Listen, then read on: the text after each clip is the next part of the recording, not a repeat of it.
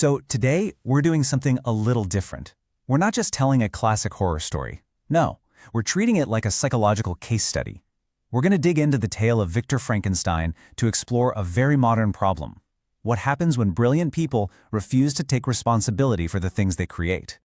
Okay, let's just jump right into the big question here. For 2 centuries, the image of the monster, the bolts in the neck, the stitches, that's been the face of horror.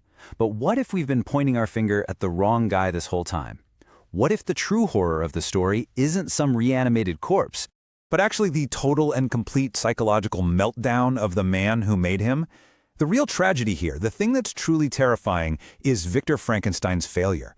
This is about a failure of nerve, a failure of ethics, and frankly, a failure of courage. All right, so let's officially start this case study. We're going to look at Victor's story not as a science experiment that went wrong, but as a complete collapse of his character. And it's all driven by some pretty specific and pretty dangerous psychological flaws. So first things first, we got to diagnose the pre-existing conditions, Long before the creature ever took a single breath, Victor's mind was already a perfect breathing ground for disaster. This is what we're calling the vanity trap. So what are the symptoms? Let's break it down. Victor wasn't just some curious scientist. We're talking a full-blown God complex here. He was driven by this incredibly narcissistic ambition, and he was so hyper-focused on the glorious result, the fame, the discovery, that it gave him this massive blind spot for what could actually go wrong. Sound familiar at all? And right here you see this huge psychological gap. On one side, you have his glorious vision of being worshipped as a creator. But on the other side, you get the stark, horrifying reality. The second he finished, the second he succeeded, his beautiful dream became an ugly nightmare. And this, right here, is the exact moment his mind starts to crack. And that leads us right to the breaking point, the moment of impact where Victor's massive ambition just slams head-on into the grotesque truth of what he's actually made. There's actually a clinical term for what Victor is going through here. It's called cognitive dissonance. It's that awful, gut-wrenching feeling you get when your actions totally contradict who you think you are. For Victor, his belief was, I am a brilliant, godlike creator. But his action was, I have made something hideous.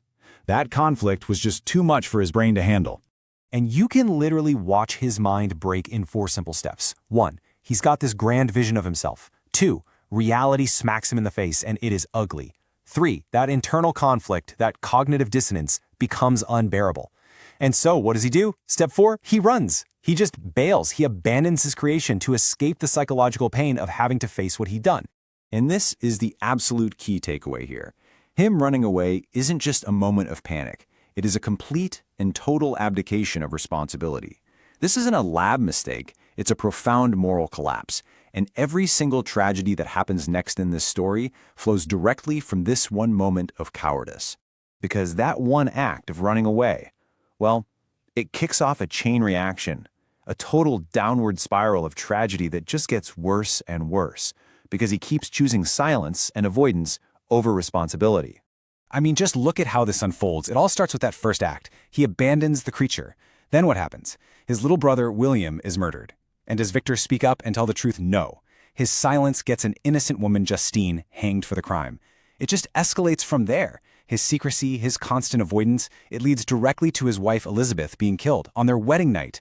It's this horrible cycle of violence, all born from that one decision to run. And it only stops when they're both dead in the ice.